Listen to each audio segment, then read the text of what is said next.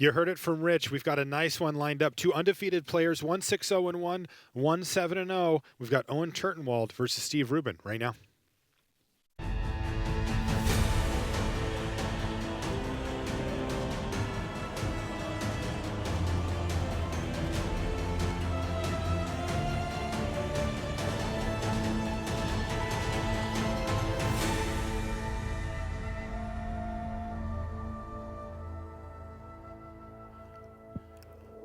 Hello and welcome to coverage of Pro Tour Eldritch Moon. We're in Sydney, Australia, and it's time for round number 8. I'm Marshall Sutcliffe in the booth with Ian Duke, and we've got a nice one lined up here, Ian, no doubt about it. We've got Hall of Fame-elect Owen Turtenwald. He was just announced today that he was voted in the Hall of Fame. Now, that doesn't actually put you in right away. You got to wait till the next Pro Tour to be inducted, but he is has been elected to it. And then on the other side, we've got Steve Rubin, the Pro Tour Shadows over Innistrad champion. And these players both off to a great start to their tournament. 7-0 for Owen Turtenwald, 6-0-1 for Steve Rubin. Now, talking matchups here, we've got two different decks. We've got a green-black Delirium deck that we've seen a fair bit on camera already on Rubin's side, and then Teamer Emerge from Turtenwald. What are these decks trying to do? And if you have any idea of who's advantaged, who would you say? Yeah, so as you said, we've seen the green-black Delirium deck. Its game plan is to stock its graveyard, achieve Delirium early, get a bunch of power-ups from that on its various cards, and then also have a lot of graveyard recursion, getting value out of things like Liliana and Grapple with the Past. On the other side of the board, on the left here, at Owen Turtenwald's deck, we're calling Teamer Emerge. This is getting use out of big Eldrazi like Elder Deep Fiend, and actually going all the way up to Emrakul, leveraging a lot of power out of Kozilek's Return as well. So definitely between these two decks, the Teamer Emerge deck is the deck that's trying to go a little bit bigger. It has the later game. It's going to try to play a little bit more defensive and get up to those big threats. Speaking of defensive, there's a Gnarlwood Dryad there in the early stages here for Turtenwald, who's kind of firing on all cylinders here. He's got his Grapple with the Past going. He's now got a Nissa's Pilgrimage. But on the other side of the table, Steve Rubin kicks things off with the Grim Flayer. Mm-hmm. A nice little 2-drop that shows off some of the synergies that you can get when you do play a Delirium-style deck. When you have Delirium, it's a 4/4 with Trample with upside for 2 mana. Fantastic card. Very impressive. Now, you asked me earlier if I had any idea who was advantaged in this matchup. I did get a chance to chat with Team Pantheon, Owen's team, and they tried out a variety of different, black-green Delirium decks. Obviously, Owen is playing the Emerge deck. Reed is a red-green ramp into Emrakul deck. So they really explored this space of the Eldrazi, Delirium, and Emrakul. And what they found was that this Teamer Emerge deck that Owen is playing against was advantaged against at least their version of black-green Delirium. Now, that doesn't necessarily mean they're advantaged against Steve's version, because each of these versions is significantly different. But my initial inclination is to say that Owen is probably the favorite in this matchup. Okay. He's also got Delirium already. Even before that Dryad hit the hit the graveyard, just 4-card Delirium right off the bat. Okay. Thank you. Do you want to get the Oracle text? Sorry. Sure. Can I have it? The Oracle text on the Grim Flayer? I'm going to bring it to you. So we don't need to ask for Oracle text because we have it right up on the screen for you there. But the players, and anytime you're playing in a Magic tournament of this competition level, like at a Grand Prix, where there's a judge around, if you want, you can ask for the Oracle text on a card. And the Oracle text is the most up-to-date text on the card, so that counts for old cards where the text may have changed a little bit since its original printing. And it also counts for, foreign cards. If you don't read that language, you can get an English version of it. It's meant to be so that everybody knows exactly what's going on with the game. There's no hidden information because a card, is in another language or whatever. And Owen, being a thorough player, is going to get the Oracle text on Grim Flayer just to make sure. So we have a peek here at Owen's hand. A lot of power going on in this hand here. He's got some big heavy hitters in the form of Emrakul and Chandra Flamecaller. Elder Deep Fiend as well, though nothing to have it emerge from yet. And Kozilek's Return, a card that pairs really well with Elder Deep Fiend and can possibly sweep the board if the game heads in that direction. But for now, I think we're just going to see Owen continuing to ramp up, maybe try to get to the Chandra Flamecaller next turn, if he can. Oh, hey. Looks like he just go straight for that Kozilek's return. That's He wants right. to take out that Grim Flayer before Delirium is before he achieved. gets Delirium. Yeah, and while Steve Rubin was completely tapped out, he knew he had the opening and he took that opportunity. Though Steve might make him regret it a little here with the immediate follow-up Tireless Tracker. And interestingly, we see Steve crack the clue immediately, presumably to play around that similar sequence of another Kozilek's return killing it. Smart play there for Rubin. Again, both players acting a lot on their own turn to prevent their opponents from interacting with their plays and shutting off certain avenues. And that looked like a Pilgrim's Eye there from Turtenwald. Yeah, this is going to let Owen pick up his sixth land and also his second red source. Okay. And that'll allow Chandra Flamecaller in the future. Pilgrim's Eye, I'm assuming, also added benefit of really helping out with Delirium. Takes care of 2 Delirium slots on its own. Yeah, I overheard Reed and Owen talking about these Emrakul decks, and they mentioned that Nissa's Pilgrimage is like the best card when you're ramping into Emrakul. Update from our back table. Luis Scott Vargas. He is up a game in his match over Pascal Maynard. That was a quick one. Luis is playing Bant Company, and Pascal is on Teamer Emerge as well. And that might be a different version.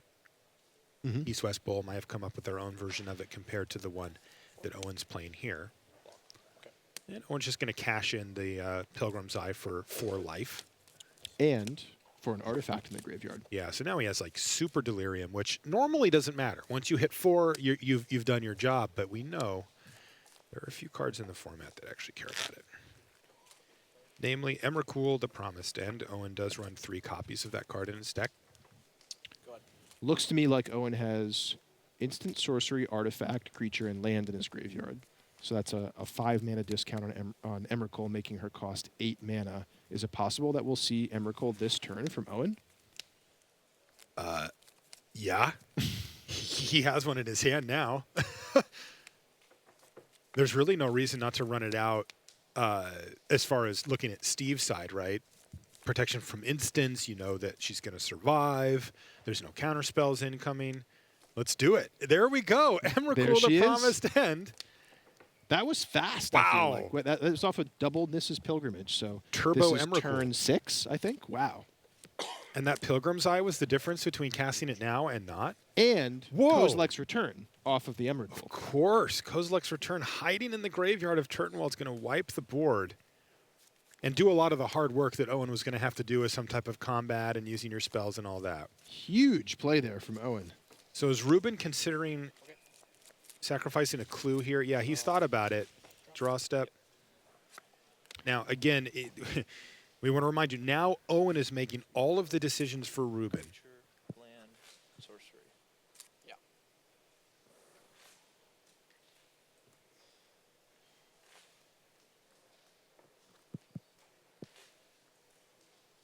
So Steve Rubin with Emrakul, Grimflayer, a couple languishes in his hand, plus the card he drew from the turn. We're still getting that updated for you. Owen just deciding what to do. Looks like He activated Hissing Quagmire and then Grasp of Darkness. Very nice. So solid, right? I mean, that isn't, we've seen, in fact, from Owen, we've seen, bigger blowouts than that. But in this case, he's going to have to settle for killing a land and taking a card out of Steve's hand. Pretty good. Very good, especially considering one of the only ways Steve Rubin gets back into this game is with an Emrakul of his own. So that mana denial there, something we've seen come up actually quite a few times in these, I don't want to say mirror match because their decks are obviously very different, but the Emrakul mirror, I guess I want to say, where both players are trying to get up there to cast Like Emrakul. Steve's played a different copy of Grimflayer, this one in English, or another language that Owen happens to know. Owen's going to attack, and of course, the race does not favor Steve Rubin here. Go. Upkeep. Oh, he's got an upkeep Elder Deep Fiend as well, and he's just Savage. hard casting it, tapping down all the lands, and locking Steve Rubin out of this game. That was impressive stuff from Turtenwald. Very, very impressive. Powering out Emrakul and then backing her up with an Elder Deep Fiend for the victory. He takes game 1. We'll be back right after these messages. Put what you've learned from watching the Pro Tour into action next weekend at Game Day. Test your skills and your new standard deck at a store near you. Top finishers are awarded special game day prizes, including full art premium promo cards and a champion playmat for the winner. Want to play in the next Pro Tour? Qualifiers are happening this weekend on Magic Online. For more information, visit mtgo.com.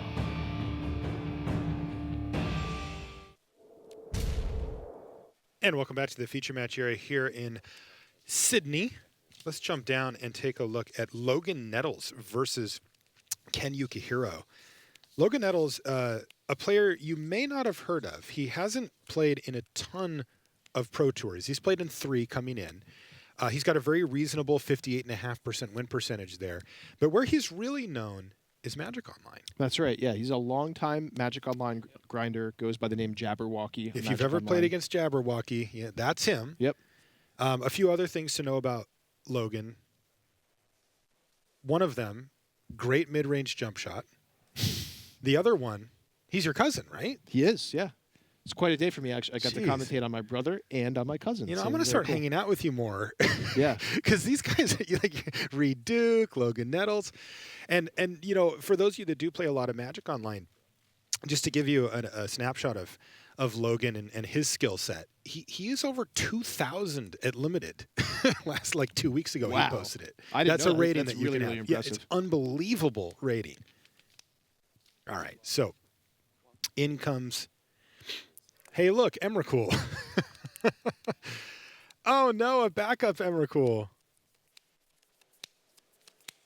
She is legendary. You got to figure that Ken's going to be able to win the game from here. Oh, interesting. So Logan Nettles is actually going to put a counter on his Hangerback Walker, and then he's going to kill it. And make sure that that happens, and that gives him chump blockers Yeah. The for trouble the is, turn after. Emrakul actually has trample as well. Bummer. Yeah. It's bad news. Now Logan's at 1.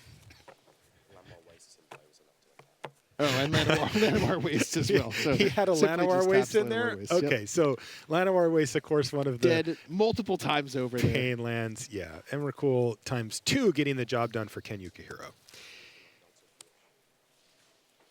All right, we're going to head back to our main feature match as they get set.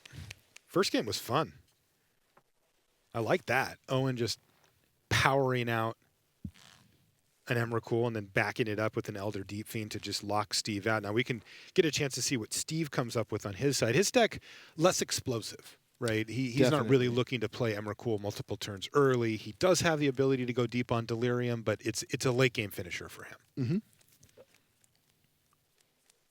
Yeah, Owen's deck really was impressive that game. I mean, looking at the deck list and kind of looking at the collection of cards in the deck, it looks a little weird. Like, I don't know quite what the word is, but it looks like it'd have a lot of awkward draws and sort of that the cards are mismatched in a way. But seeing it play out there, it really came together as a coherent strategy.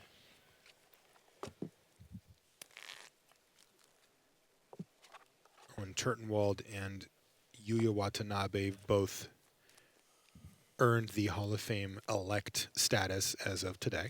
Congratulations to them. Congrats to them. Well earned by both of them, 2 of the great players in our game for years. Years, yeah, absolutely. It's interesting because they're young guys. You know, Owen's, I think he's 27. He's not that old. But if you've been following high-level Magic for, the last few years, it's just he's always there. Yeah, I mean, I think one of the few arguments for Owen not getting to the Hall of Fame this year is like, well, we'll just get him next year or the year after that. He's just going to keep winning. So, Yeah. but of course, you follow that logic, and it's just like, well, he definitely should just be in the Hall of Fame right now, and he is. That actually was my logic when it came time for me to vote.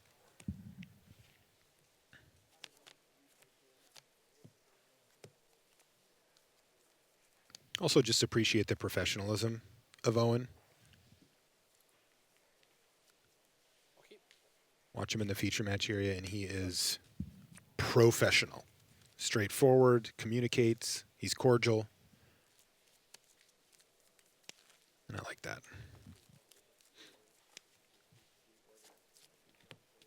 So lands are being developed in the early stages.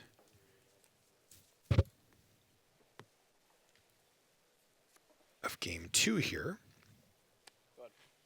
Steve Rubin finds himself currently undefeated, 6-0-1, facing down Owen Turtenwald, who's just riding that wave from this morning at 7-0. 19.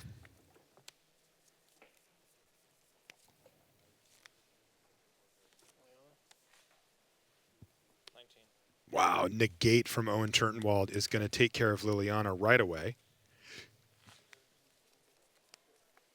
That's nice. Yeah, that was pretty surprising. I mean, obviously, negate a great card to have access to if you have blue in your deck.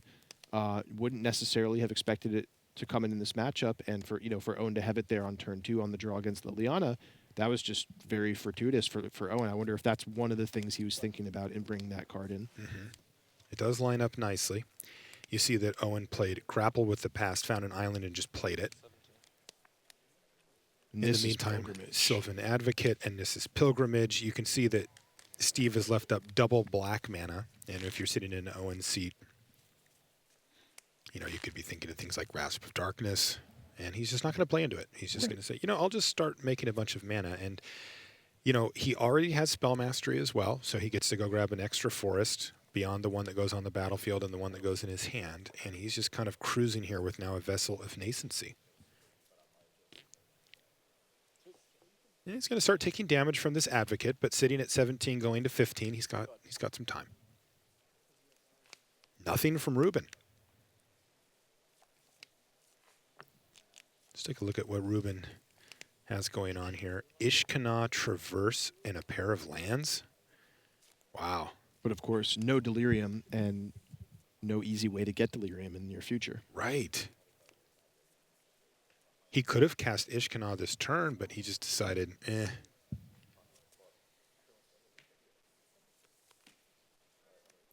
Yeah, it's actually pretty wild. The decks we've seen so far that are based on Delirium are so good at achieving it that you almost take for granted that you're always getting those Delirium bonuses. But in fact, you aren't always. And, Ishkana, much less impressive when she's just a 3/5 spider for 5 mana.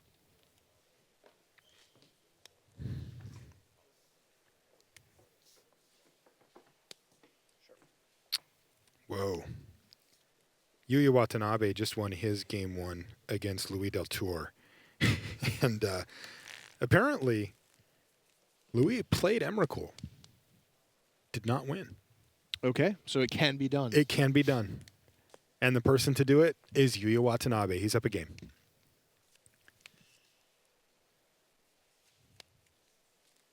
So Owen here with the second Nissa's Pilgrimage. Again, as I mentioned earlier, talking to Owen, he said this is one of the best cards in these type of matchups here. Just ensuring you keep hitting your land drops. It's card advantage. It's ramp. Just does so much. Yeah, look at his hand. Owen's got 6, 7 cards in hand still at this intermediate to late stage of the game. Mm-hmm. And Rubin's had enough. He's going to start beating down. He's going to attack for 8 damage here.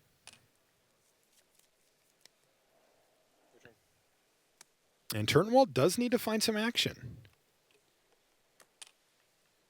It looks like he's going to play Kozilek's Return just to get it into his graveyard there. Yeah, there's basically no effect there. Yeah. Sylvan Advocate giving +2/+2 to the creature land there. So nothing actually died here, but having that in his graveyard means it can come back for 5 damage on a future turn, perhaps this turn.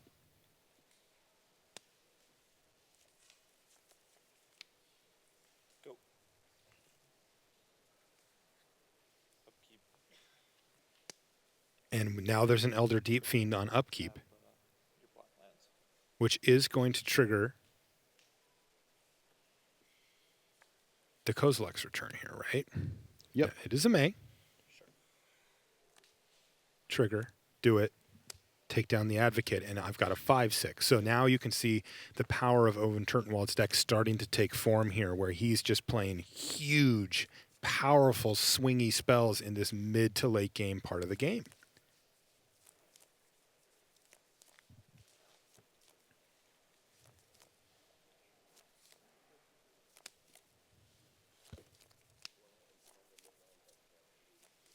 Cards. 5. Luis Scott Vargas wins his match 2-0 over Pascal Maynard.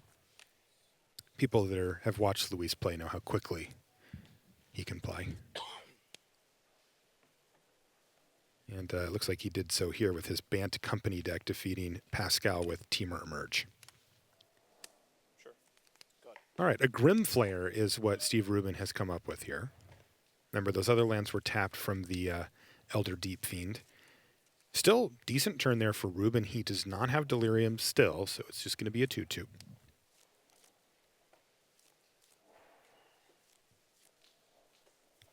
By the way, that puts Luis Scott Vargas at 7-1 to end the day. And that was actually Pascal's first loss of the day. He's 6-1-1. Wow. Decent chance we see a significant number of draws as well. We already see one here from Rubin. These decks seem to be playing out in a fashion that does lend for long games. And Yeah. so that's something we'll They keep our tend eye to on. be very grindy, absolutely. Yeah. So here we are in Owen's turn. Looks He's like he's grappling with the past. Yeah. See a couple copies of Emrakul there in the graveyard. Imagine Yep. that's a go-to for him. That's got to be a good one. There's also the Kozilek's Return that, again, just incidentally got put in there from the grapple. Yeah, How sweet is that? Great value, great value. Right. It just beautifully takes down the Grim Flare, leaving the Elder Deep Fiend untouched at 6 toughness. Mm-hmm. All these small things add up to a great deck. Deep Fiend. What did he end up getting? A Deep Fiend? Yes, looks like.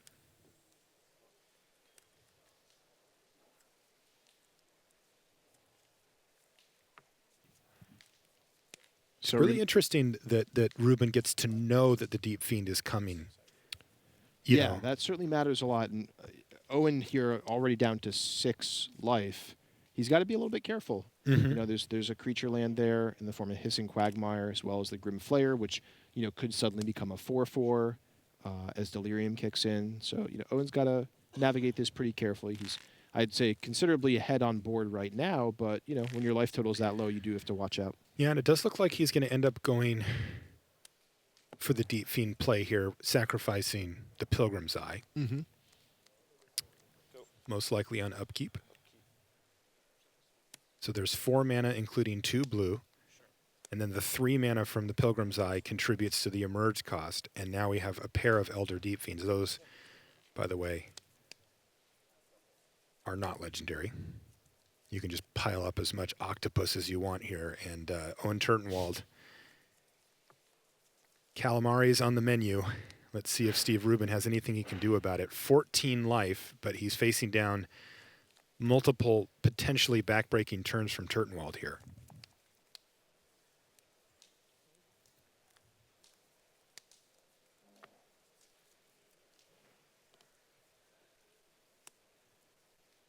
Traverse. Yep.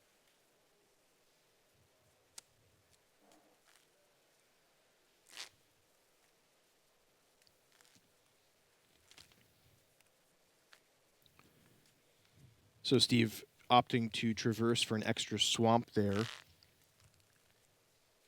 He has not had access to his lands, to all of his lands over the last 2 turns, and it looks like he still just has nothing to do.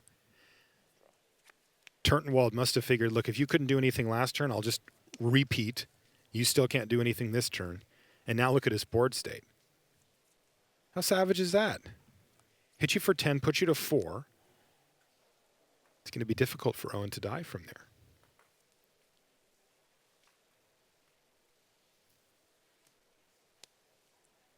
Gather. Yep. This is Gather the Pack. So Owen's going to look at the top 5 creatures, and he can choose one. Now, if he's got Spell Mastery, he can choose 2, though. It looks like he actually only saw 1 creature off the top there. And that was a Den Protector. Not bad. Yeah, not bad at all. That gives him tons and tons of options. Now, this has been really impressive showing from Owen in the Temur Emerge deck here. Attack.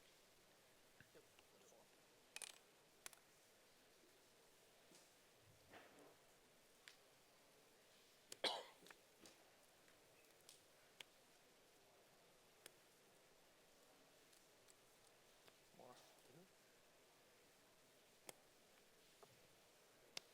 Sure. Go.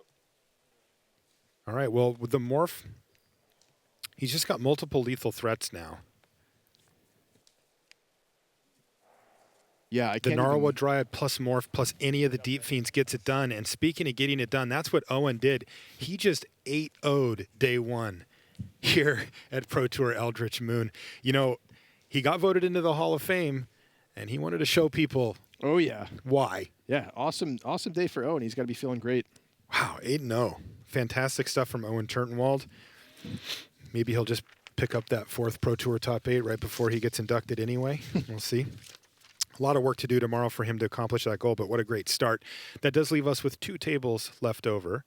And looks like we're going to see what Logan Nettles and Ken Yukihiro are up to. Last time we checked, Yukihiro was kind of finishing things off with Emrakul on his side. This time it looks a little different, though. There's a Liliana, and is she on 6?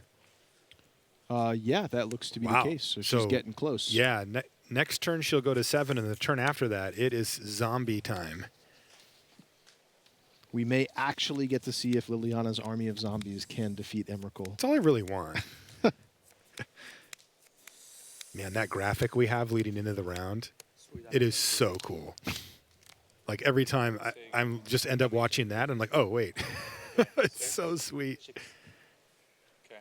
Take a look at Logan. Where's Logan live? Where's he from?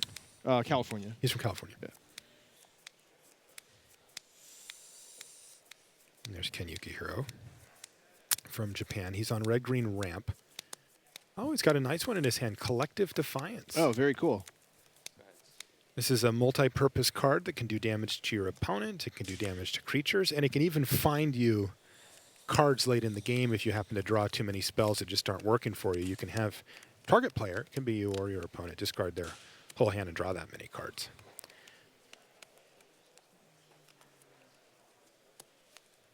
Interestingly, it sounds like Ken's actually been using it pretty aggressively to fuel Delirium. Oh, that's very cool. Just- yeah, just kind of get rid of my whole hand, dump stuff in the whatever. graveyard. Yeah. Makes sense. It's also pretty cool with a card like Nissa's Pilgrimage. You get some extra forests in your hand and then cash them in Oh, yes. for new cards from your library. Wow. That's really cool. Yeah, this deck is pretty neat. Is this the same deck that I feel like we saw somebody else in the feature match area playing this deck as well? Was it Yuya Watanabe, I think, is on a similar list? This deck looks pretty straightforward. Okay, that's fine.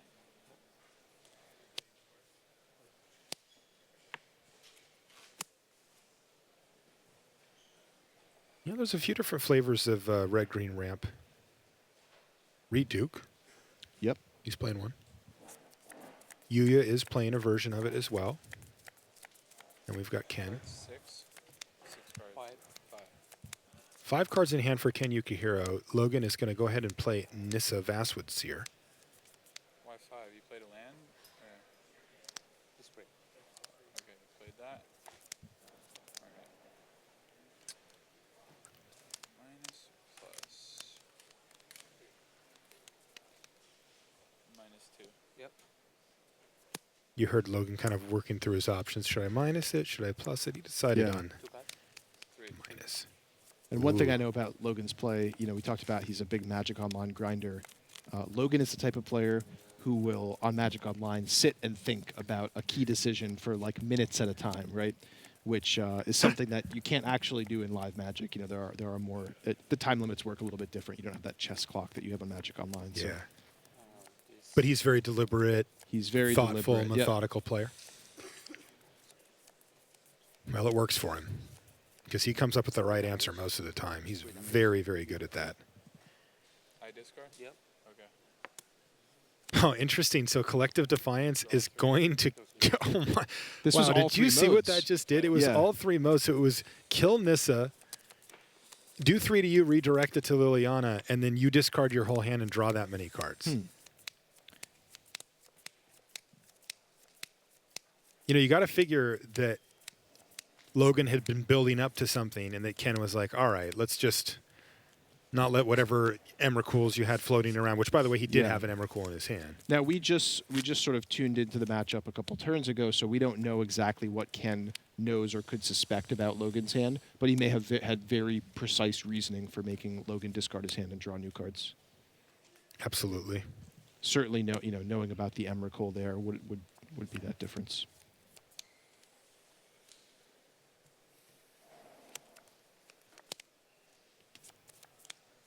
It looks like duress from Logan Nettles here. And a Goblin Dark Dweller's on the battlefield there Yeah, it looks like it for to me. Ken Yukihiro. It's a little obscured, but I think that is what it is. 20 to 20? 20 to 20, yeah. So a little threat.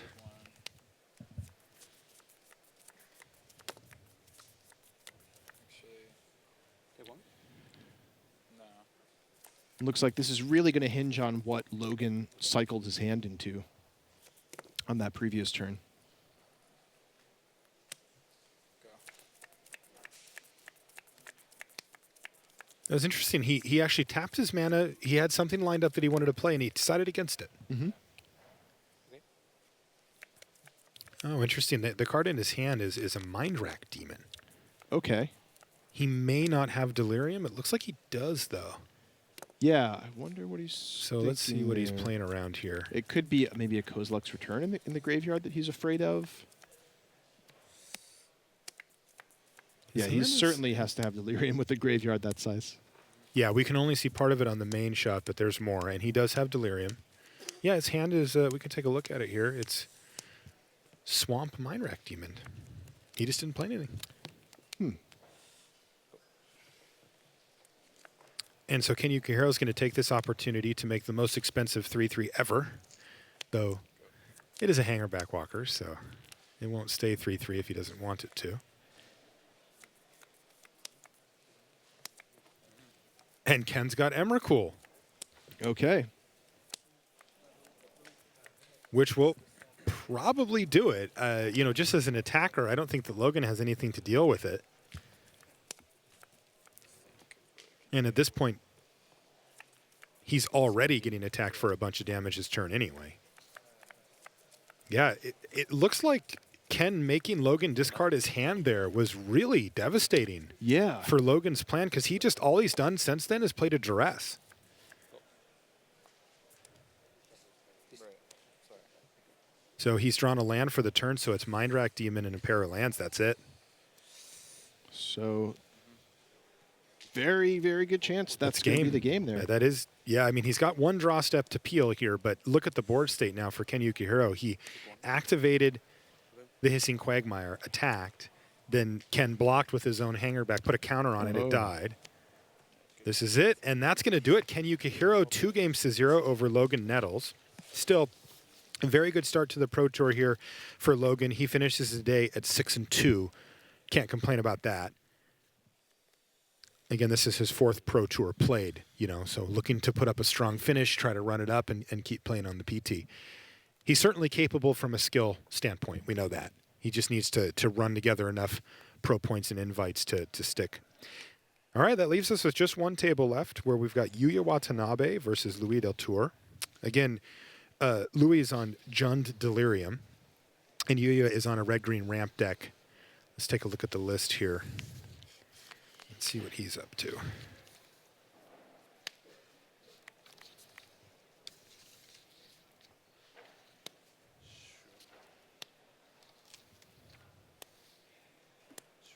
Now let's try to get an idea for what this board state has going on as well. I see a Goblin Dark Dwellers there and a Dragon Lord Atarka for Yuya.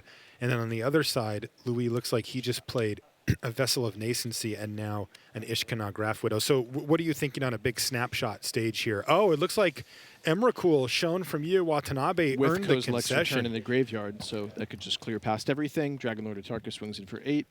Boom. there Good it game. goes. All right, so we came right at the end of that one, and to see Yuya Watanabe finish the day strong, our newly minted Hall of Fame elects are 7-1 and 8-0. So yeah, I guess that they both felt like they should prove it there. So great stuff down in the feature match area. That one went a little quicker as well. We have seen that some of these decks, when they get matched up, are really trying to smash out every little bit of value against each other. But then one of the things that we've noticed, of course, is Emrakul sometimes shows up and as promised, the end. So we've seen a fair bit of that as well. What are you thinking about Emrakul? Now, I want it from a specific perspective. Okay. R&D developer, Yeah. Ian. I'm sure you're taking notes in your head, and when you get back to the office, there's going to be water cooler talks or meetings about this type of stuff. What are you seeing? She's certainly very powerful as a flagship card of the new set. I'm really excited to see her seeing a lot of play. It's a powerful effect that asks you to build a deck around it, which is really, really important. And I feel like it's doing a great job ending these games that otherwise could grind out a lot. So far, from what I've seen this weekend, I really, really like what it's doing in these matchups. I love the subtlety that you guys came up with take the extra turn from your opponent, but then give them a turn.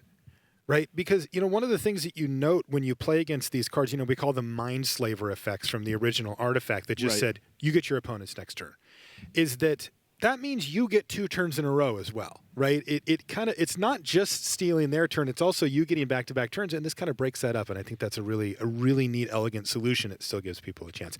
All right, that's it for day 1 here from the feature match area. Let's head back to the news desk and Richard Hagan.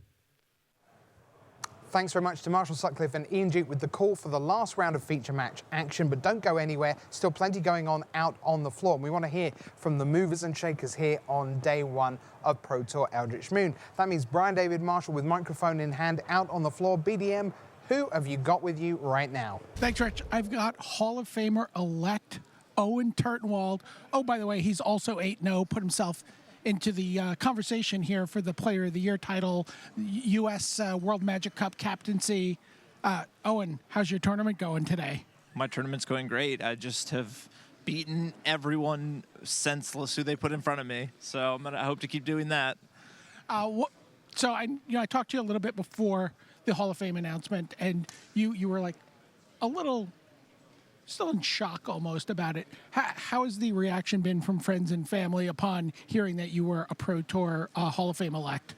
I have the best friends and family, so they've been really cool about not going like, oh my God, this is so surprising, and going like, well, of course you were supposed to get in. Every one of my friends they think very highly of me, and so they were really supportive and, just positive about the whole thing.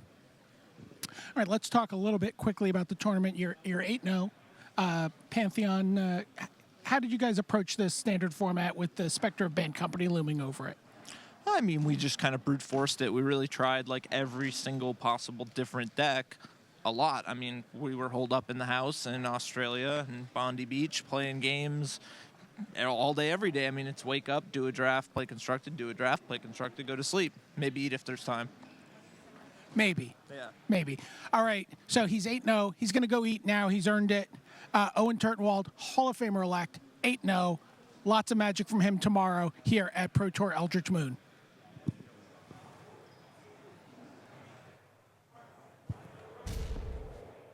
Thanks very much to Brian for that interview with Owen Turtenwald. Much more from the floor from him coming out. I've been joined by Randy Buehler, Hall of Famer here. Randy, plenty going on. In particular, let's talk about Player of the Year. See that door swing open right now. Now, first things first, traditionally at a Pro Tour, we would say that 12 wins, 3 losses and a draw, Right. 100% into the top 8, Right. and then we would be debating over tie breaks for the 12 and 4s, Yeah, right? historically you've seen a 12 and 4 sneak in, maybe 2 of them. Right. But I see where you're going with this. We only have 300 players. And that means 12 and 4, I would say a majority of the 12 and 4s are going to get in. Like that 4th loss, which usually feels fatal, you're like, I guess I'll win out and cross my fingers. I don't think all the 12 and 4s will get in, but I feel like a majority of them will. There is certainly talk on the floor, just chatting with some of the pros. They think it may be as many as all, and the question mark may even be that there'll be one 11-4-1 Wow. potentially sneaking in. Part of that depends how many unintentional draws there are. We have seen this format go slow, right? We only had one 7-0. Owen was the only 7-0. Now he's 8-0, obviously, but you saw an unintentional draw between Steve Rubin and Pascal Maynard. That just sucks points out of the system. That's the kind of thing that, if that keeps happening, you could see all the 12 and 4s and potentially even a little lower in the standings get in. Okay. Now, we said that if Seth Manfield didn't make the top 8, and then Owen Turtenwald or Steve Rubin did, then things would go live. Well, here's how it works. Because you would get extra points for getting to 12 and 4 but not making the top 8.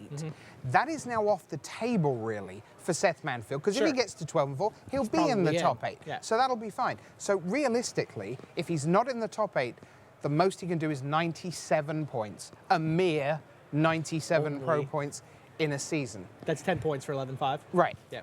Owen, meanwhile, if he made the final, would get to 98. Okay. And if he wins the final, he will get to 102.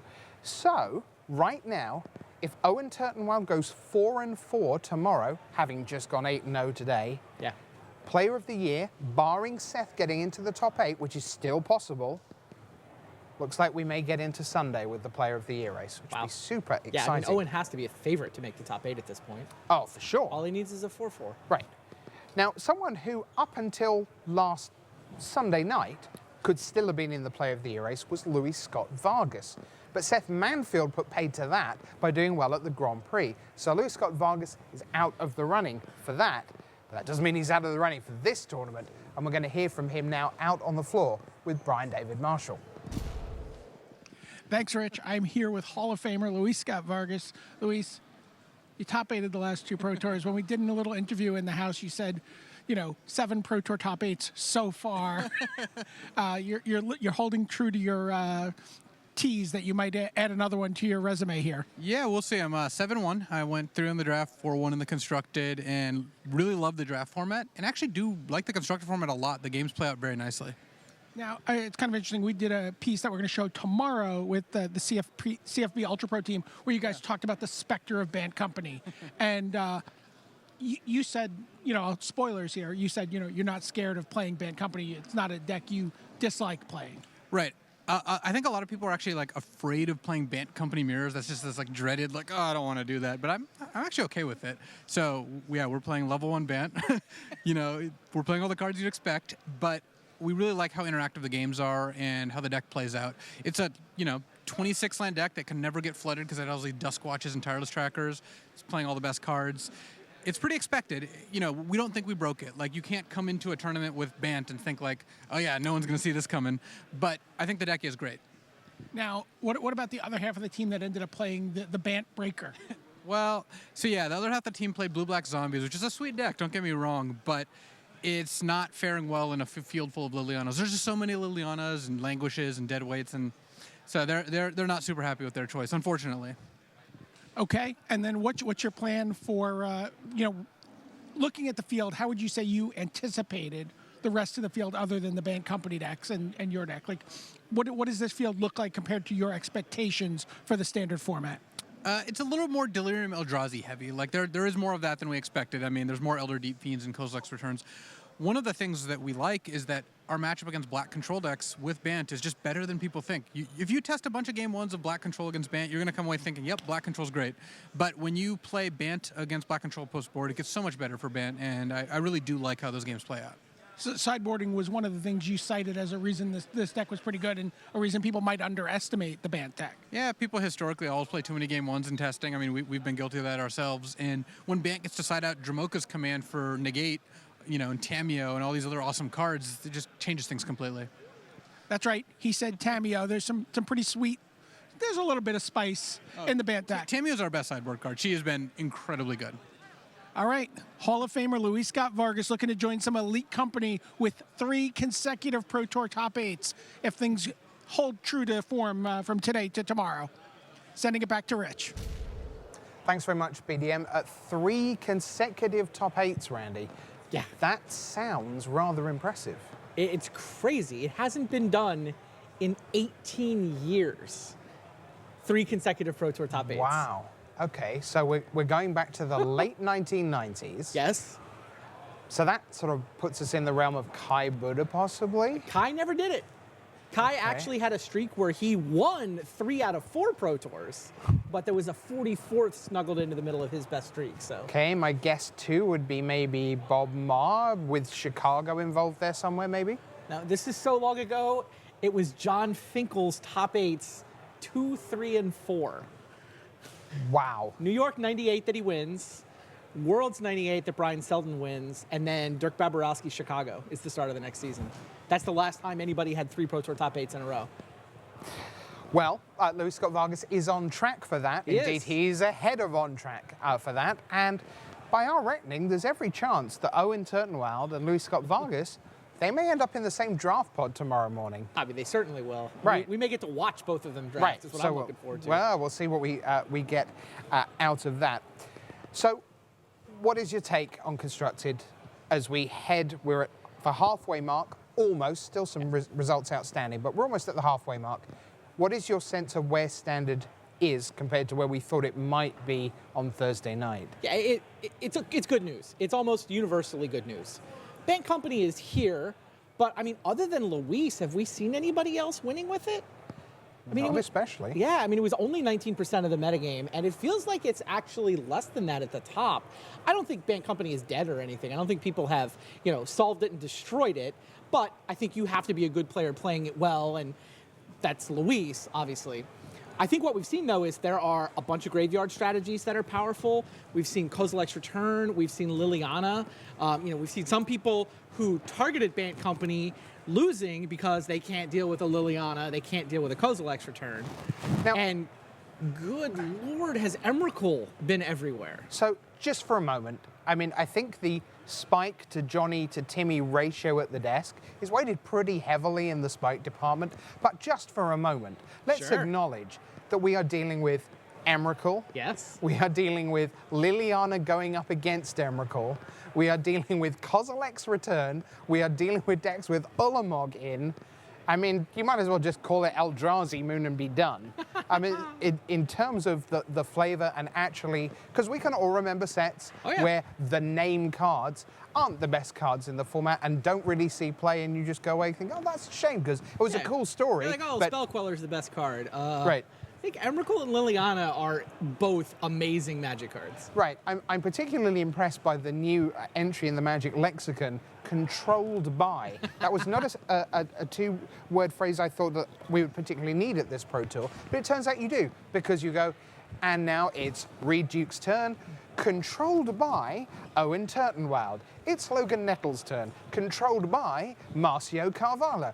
And that is, I mean, the dance of Emrakul, one of the most absurd things I think we've seen for a long time at the Pro Tour, is someone taking a turn and saying, my correct play is to give you a 5/7 World Breaker. Just crazy stuff. I have to blow up your Hedron archive, so you can't cast Emrakul too. Well, makes perfect sense. I can tell you, you see the time just ticking down to the end of the round, but there are matches still going on. BDM's got down there with a camera, cleared the decks, piled through. BDM, what are you looking at right now? Okay, we are on table 7, and we are watching Patrick Dickman with Band Company playing against David Schneier from Montreal, who's playing Esper. He is undefeated with Esper so far in this tournament.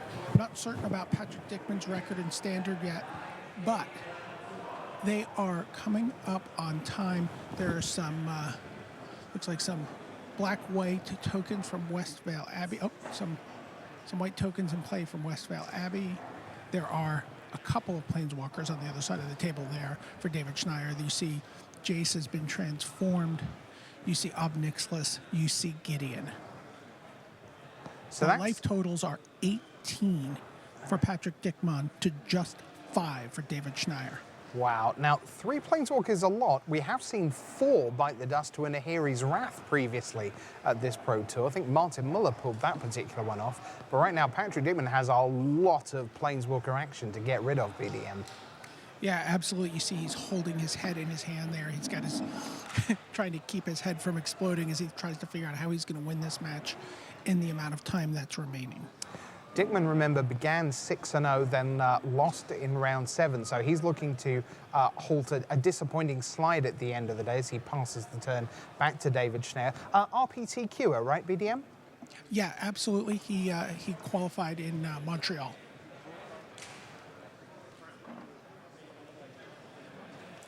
So there you see a declaration in stone on the tokens. Oof. That is going to clear them out of the way.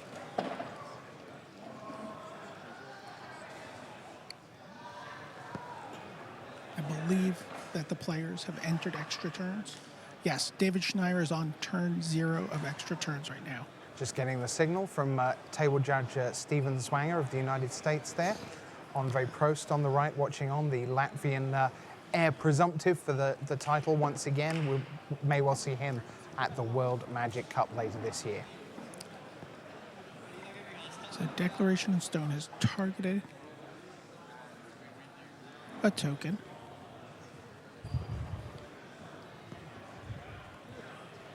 And Patrick Dickman, he's holding a negate. He's considering that card right now. And he does play the negate. Counters, attempts to counter anyway, Declaration in Stone. There's still one card in hand for David Schneier. We don't know what it is. This is great to see Esper at the top tables because as soon as you see Shaheen Soorani not play it, you think, okay, well, maybe there just isn't one. And there are lots of us Blue Counterspell fans out there. David Schneider's ready to pick up the mantle for Esper. He said this is the deck he's been playing for quite some time, knows it really well, and was able to tune it for what he anticipated in this metagame.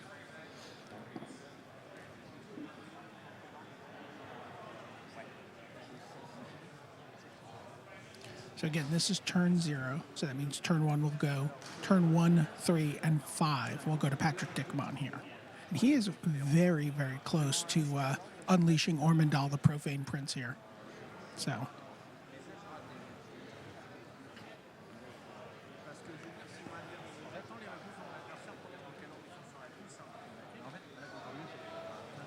Token gets shot down with Obnixilus.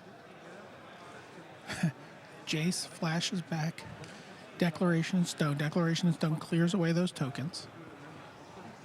So it's an empty board for Patrick Dickman right now. Schneier doing his thing with Planeswalkers aplenty. Makes a Gideon Jura token. Makes a soldier 2/2.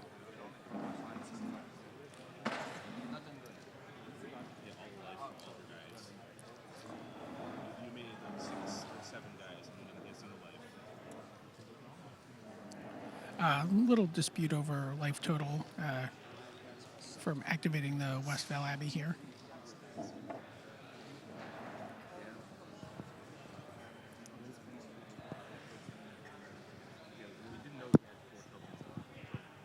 Just off camera, Dennis Rashid. He's had a decent day, made it into day 2, hasn't played for a while. Full-time school teacher now, the Swede with 2 Pro Tour top 8s.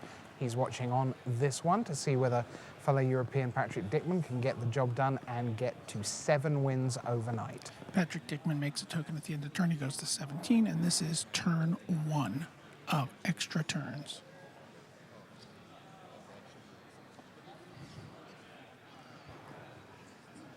See the Declaration in Stone move to the exile zone, since it was flashed back with the Jace. So down to 13 matches left in this day 1. We're 5.5 minutes past time in the final round of 8. In the background, you see tables 2 and 4 and 1 and 3. We know that Owen Turtenwald and Louis Scott Vargas will be at those tables when we begin tomorrow morning. At least one of these two likely to join them. Behind me, you will not be surprised to find out that Olivier Ruel is still playing against Emmanuel Gershenson on table 22. Right. We saw them play well past time in the last round in the feature match area. Yeah, and it looks like even Flock and Eduardo Sajkalik next door to them have just shaken hands on their match. Yeah, and on table 11, Paul Rietzel and Alexa Teleroff just completed their match. Yeah, Rietzel was 5-1-1 coming into this last round. Looks a like good day for him. Teleroff won that match. It looks like Teleroff won the match with Paul Rietzel. So Alexa Telerov already locked for the World Magic Cup as the Serbian national champion, as he was last year, or he was on the team last year.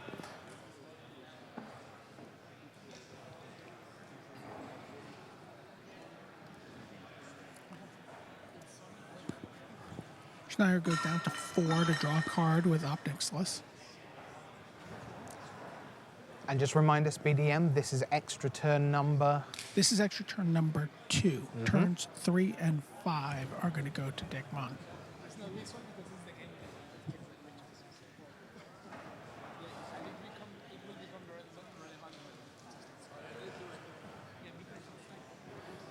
Another token gets made. And just one token gets in.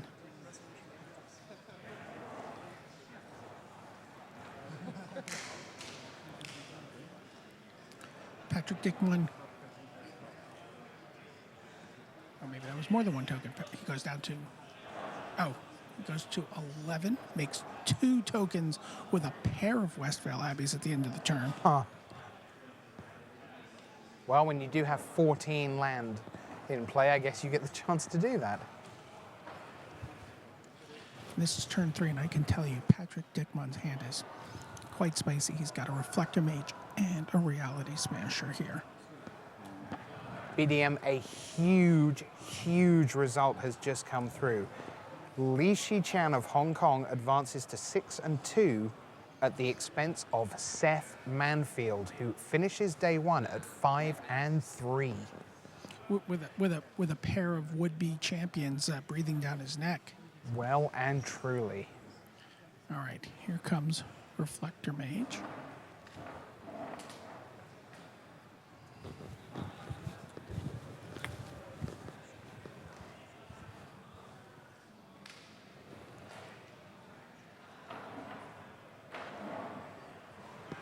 Also, another big result, BDM, just coming through.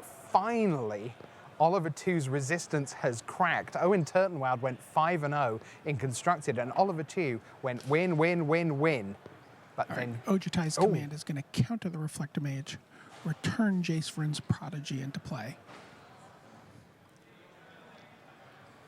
Just to confirm, Oliver 2 lost his final round of Constructed, so went 4-1.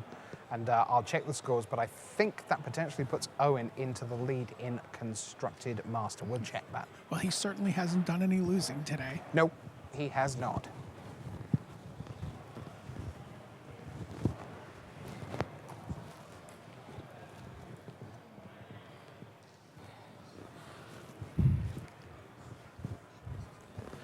Yep, by my reckoning, Owen Turtenwald now leads the Constructed Master by a single point from Oliver 2 with that defeat for 2 in the last couple of moments of day 1. Okay, this is turn 4 of extra turns here.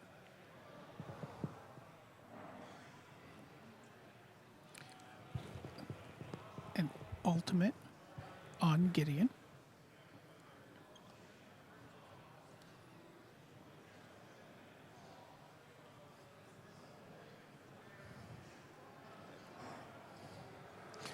Jace is not attacking despite the ultimate. He's activating it.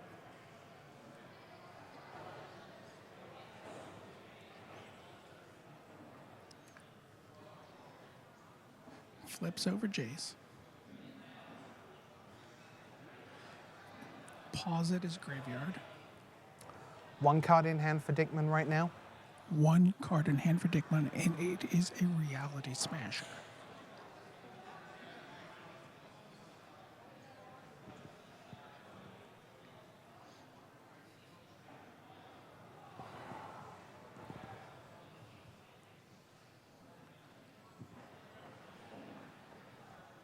Schneier's rubbing his head, looking at his graveyard, trying to figure out what he's flashing back.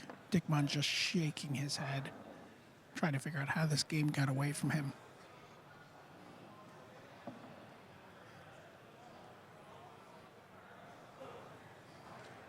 I've got a token in here somewhere, says Schneier. Hang on a second. No, instead it's actually a Westvale Abbey for David Schneier.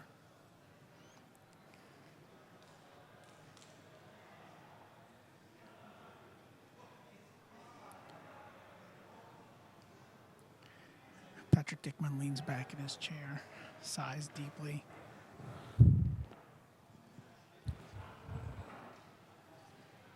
You were right, BDM, that Alexa Talarov advanced to 6-1-1, defeating Paul Rietzel, who falls to 5-2-1. Talarov ahead of the There's curve. Ormondal, the Profane Prince. Wow. Still enough creatures, and David Schneier, with just 1 extra turn left in the bank for Patrick Dickman, takes the match. He goes undefeated with Esper here at Pro Tour Eldritch Moon. That is extraordinary stuff, BDM. And as you see the empty hall there, just about because we're almost done, 4 matches left, but the matches are coming in. Back here at the desk, Rich and Randy here with you. Randy, Esper going undefeated on day 1. Do you see that one coming? No. I mean, I think I only saw one Esper deck in the metagame breakdown, too. and that's him right there. There you That's go. David Schneider doing the business. Fantastic. We should get a chat with him if we can. But I can confirm Owen Turtenwald, by going 5-0 in Constructed, gets from 64 points where he was coming into this Pro Tour in the Constructed race, 67, 70, 73, 76, 79. Oliver 2, who began 2 points ahead of Owen by losing in that last round, 66 he began, 69, 72, 75, 78, stay on 78, and that means that Owen Turtenwald leads the Constructed Master Makes sense. with 5 rounds to go. And that could mean another slot in the at-large, because that slot will disappear. Owen is already in. He's the mid-season master. He will not, this slot will just filter on down to the at-larges. That's great news for people like Paul Rietzel, who lost that last round. Great news for Alexander Hayne. Listen, I want to hear Sam about, Black, Oliver Tew. for sure. I want to hear about this Esper deck. Let's have a word with David Schneider, who's out on the floor with Brian David Marshall. Thanks, Rich. I'm here with David Schneider, who is 5-0 with Esper here in this new Eldritch Moon infused standard format. David, what led you down the road to Esper? I know it's a deck you kind of liked before this new set came out. I definitely like the set. I like the deck before the set came out. I've been playing it since Shadows came out. Basically the same build. Eldritch Moon added basically Factor Fiction in Fortune's favor. The card feels and plays very similarly, and opponents have been scratching their head at it all day. And it seems to be working out. And is that's basically the one real addition to the deck? Yeah, I have some extra cards on my sideboard, like 2 Emrakuls, which are just great in really grindy matchups to come in down and win the game eventually. But other than that, yeah, it's basically the same deck minus a few cards to make room for better draw cards. When you come into a standard tournament playing Esper, what are you hoping to face off against? I want to face off against things that generally don't have counter spells. So any kind of aggressive deck that isn't playing blue, I'm glad to face. Any other, like the green-black decks that are here today, I feel like I'm a bigger control deck, so I'm just happy playing those matches. It feels pretty good most of the time.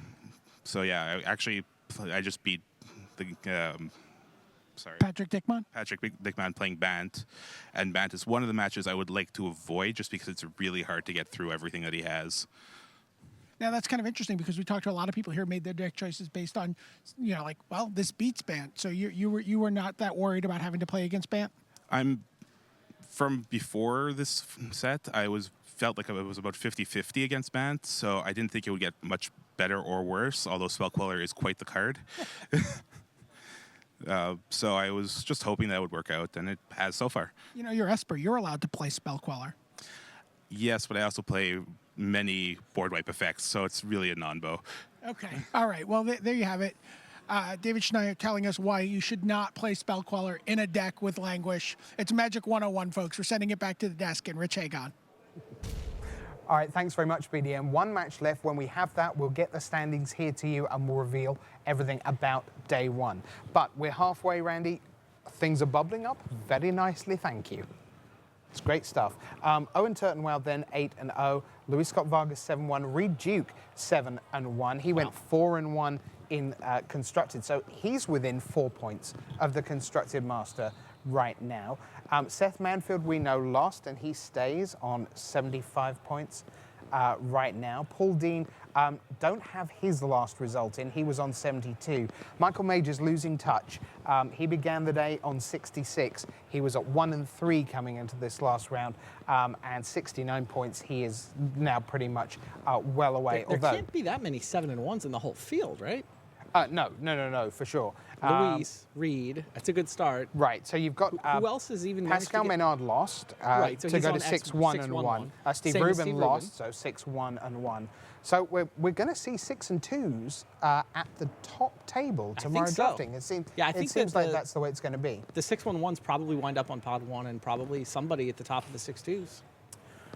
So just taking a look at some of the results coming in from the last round here. Even Flock is up to 6 and 2 from the Slovak Republic. He was already locked for the World Magic Cup slot. No way that Matej Zatlkai could catch him. Alexa Telerov over Paul Rietzel we know about. Now, Rio Jumonji, he's just defeated Lan Ho in the last round to get to 6 and 2. This is a really good performance by someone who's only ever played in one Pro Tour before, Worlds 2011, went 12 and 6 across those 3 days. That's a 6 and 2. That's a really strong showing. Absolutely. Great stuff by him. Seb Thaler, 2006 Rookie of the Year. How's he done? Well, he's made it into day 2 at 4-3-1. Yuta Takahashi, the King of the Fairies, he's at 6 and 2 right now. Valentin Mackel, now 5-0. We had a beat here at the news desk and we said he's regularly 4-0, 5-0, but then sort of hits the wall and he went from 5-0 to 5-2. Glad to report, Austrian Magic fans, he's won his last round. He's 6 and 2, defeated Canadian Michael Sheng in that last round, and Valentin Mackel is at 6 and 2 overnight. That's on pace for top 8 right now. Yeah, 12 and 4 is probably in. Okay, I can tell you there are just 2 turns left in the final match of Magic here on day 1. So let's turn our attention away from Constructed and sort of start setting the scene for tomorrow, Randy, if we can. And let's remind ourselves of what was going on in the Draft Master. So we came in with John Finkel. He had 45 points, one of the greatest player of all time. 15 wins, 3 losses. He was in the lead. 2 points behind, Christian Calcano, Marcio Carvalho on 43. And then on 42, he had Thiago Saporito, Shota Yasuoka, and Matej Big Z Zatlkai. So those were our 6 runners and riders, plus Sam Tharmaratan, who didn't make the trip to Sydney. We'll see him again, Sammy T, in Honolulu for Pro Tour Kaladesh later in the year. So we were down to 6 before we began, and the first one sort of off the marks was Thiago Saporito because he just stayed put on 42. So he was out. He actually 0-3'd his draft pod this morning. So he is well and truly gone. 45 points, Matej Zatlkai, he went 1 and 2, so not great news for him. He just needs to 4-0 his last draft pod. Yes, and for those of you at home, yes, that is a math joke that just happened because there are only 3 rounds left. So Matej needs all kinds of good things to go his way. Yeah, mathematically, the 6 people above him can all go over. Sure. Now, one person not on that list is Tim Wu. He got up to 46 points by going 2-1 in his draft pod. So he is marginally more live than Matej. 48 points then. Shota Yasuoka, he went 2-1 in his draft this morning. And John Finkel on 45, he went 1 and 2, but is still on 48. Christian Calcano with that weird little draw from somewhere back in the first 3 Pro Tours. He went 2-1, is on 49, and he is in sole possession of second place in the race. But with a whole round to give on Calcano and a round plus a draw on everyone else is Marcio Carvalho of Portugal. He proves himself time and time again to be one of the best drafters around, and he leads the way well and truly. A round plus to give. Tie breaks, by the way, pro points in the season. Now, that does not particularly favour Marcio. So he will want to, Is he 3 points up on Calcano or he's 4? 3 points up on Calcano and 4 points right up now. on Finkel? Yes, yeah. So Finkel has best tie breaks comfortably at the moment, but they will add their pro points from this event to that as well. So it's worth bearing in mind that we could end up with Draft Master being decided in the constructed rounds when one of the 2 players in a tie gets enough pro points to break the tie. We'll probably know it at lunch tomorrow, though. Yeah, and we'll probably know it's Marcio Carvalho. He's in great shape. I mean, no question. Of the 6/7 people in contention, he was the only 3-0. Right, but Calcano has tiebreakers on him coming in? No, Carvalho is 2 ahead of Calcano coming in. On pro points coming in? On pro points coming in, 39 to 37. 2 points, though, is close enough that would go the rest of the day. That could shift during the rest of the day, for sure. What was your sense? You were in the booth all morning, so you got to see a bunch of limited action. And we saw plenty of it at Grand Prix Sydney, but Grand Prix and Pro Tours are not the same thing, and indeed Open Series and Pro Tours are not the same thing. We're finding that out as we watch Draft and Constructed. They're different things. So what is your sense of what the draft format has in store for us? What is it like down there in the trenches? It's awesome. I'm looking at that one match left, and I can't draft until that match is over. So hurry up. Seriously, no. The draft format it looks super sweet. It's a little bit slower than Shadows, which means you have time to do all the kind of cool stuff that you want to do. Right, you can draw cards, you can dirtle around, you can put your synergies together, you can get your tribal stuff going on. It's not the kind of format where you just need your curve and you can tempo somebody out in the first 3, 4, 5 turns of the game. It's more one where, okay, you want to make sure you have removal for their bombs, you want to make sure you have powerful stuff going on later in the game, and that just lends itself to really cool gameplay. I thought it was great this morning. I look forward to watching it again tomorrow morning. Yeah, it's going to be super exciting. Really, really good stuff. Why don't we take a look at our leaderboard as things stand now? Still, obviously, there's one result to come in. We'll see how that looks. But give you a sense of where things are. We'll take a look at our overall leaderboard. So there you see it. Everyone there. Everyone there has their full 8 for the day. Can we just cut to the top 8? Look at that top 8, Rich.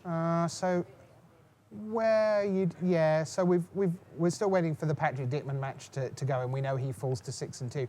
Right. So if you kept your top 8 right now, you'd have you'd only both of our Hall of Famer. You'd only have 5 of the top 25, Randy. You get the first guy to put up 3 Pro Tour top 8s in a row since 1998. Okay, so that's Louis Scott Vargas, sure. Both of your Hall of Famers elect. Owen, Turtenwald, and Yuya Watanabe. You've got the Grand Prix master who locked it up his slot at Worlds last weekend in Brian Braun-Duin, who we watched draft this morning. And both of the people that can hypothetically catch Seth Manfield for Player of the Year right, with are Steve through to Sunday. With Steve Rubin currently in 8th, which would get him into to 8th. And then along the way, you've got Pascal Maynard. Now, Pascal Maynard is doing a great job of making Alexander Hayne well and truly sweat. Because Hayne had a 5-point lead coming in for the Canada race. We might take a look at some of the different races in just a moment. But also, that top 8, I believe, is 8 people who either played Worlds last year or will play Worlds this year. Right. 6 and 2s, Tony Ramis Pascual from Spain. You've got a 6-2 there. Simon Nielsen from Denmark also. Dickman, as we say, is at 6 and 2. We've mentioned Valentin Mackel. And it turns out to be yet another good day to be called Rubin, because not only do you have Steve at 6, 1 and 1, Ben Rubin, the Hall of Famer, is at 6 and 2, and that is great stuff for him. So why don't we take a little look further down our leaderboard? If we can just move on from there, see if we can look at 21 through 40 and give you a sense of who's still around. Because bear in mind, the 6 and 2s we think are on pace are at 50-50 to get in to the top 8. We think 12 and 4 will do it. Well, they have to go 6-2 again. Right, exactly. Yeah, exactly. Halfway. Exactly on pace at the halfway mark. So pick out some names there, Andy. Plenty of them. See Brad Nelson trying to go back-to-back. He's been he had a lot of success with a green-white aggro deck in the draft rounds this morning. You know, ever since he joined Team Eureka, his draft game seems to be catching up to his standard game, and he's a threat to string a couple of Pro Tour top 8s together here. So then we've got Li Chan, 6 and 2, Andrew Brown from East-West Bowl. Again, we mentioned earlier in the broadcast, a fairly quiet weekend so far. We haven't been able to devote a lot of time to East-West Bowl, which is one of the great stories of this season. But Andrew Brown, 6 and 2, flying the flag for them. Paul Cheon, who was in the house that BDM was watching this weekend. You'll see plenty more of that tomorrow. Brad Nelson, another of our ranked players, at 6 and 2. Louis Deltour. Now, he's quite a long way back in the French World Magic Cup race, trying to catch up to Raph Levy in second and Pierre Dajon, who leads that one. Paul Rietzel, you see, hasn't updated, but is 5-2 and 1. He lost that round, so he will stay in 36th place or so. Still probably on pace to make Worlds, even if he's not on pace to make top 8. Right, absolutely. And there we are, some more results coming in. And there we are, Zen Takahashi is the last of one of the last 6-2s. Pedro Carvalho down in 39th on 6 and 2. And yeah, lots more names filling in there. Logan Nettles, Jabberwock on Magic Online. I believe the big name on there, for sure, and he's had a very good paper Magic result. So 6 and 2 for him, and Sean Frank Carson's live.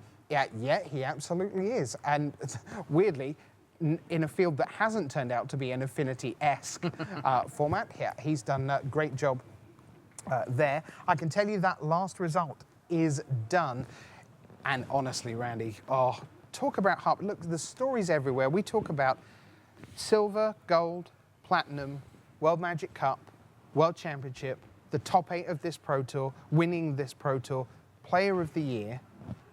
The last match of today was 2 players on 3 and 4 at Just 1 trying and to 1, make day 2. and one of them could have made day 2 with a win. They drew. Oh. They're both not coming back tomorrow. Wow. And for them, that is probably the most precious and intense hour of Magic they've ever played in their lives. And tomorrow, we won't really remember them. We won't even remember their names. But that is what makes Magic great, because at 3-4, you're sitting there playing for you everything. Sure. Owen's everything tomorrow is almost literally everything. But for them, day 2 was everything. Great stuff, Magic. Ridiculous game. So good, so good. So, Owen Turtenwald leads the Constructed Master right now. How and, insane was his day? He went 8-0 and got elected into the Hall of Fame. That's a ridiculous day. It's a pretty good day. I'm expecting that he's thinking, though, that tomorrow is the incidental sort of dip where he quietly goes about the business of making the top 8. And then Sunday's the actual highlight day. I think his goal is tomorrow to wake up and, like, it actually happened. He just doesn't want to wake up and think that he dreamed today. Great stuff. I can tell you that the final standings are heading in our direction. And since the final standings are here, by my reckoning, yep, it must be time for the end of day wrap.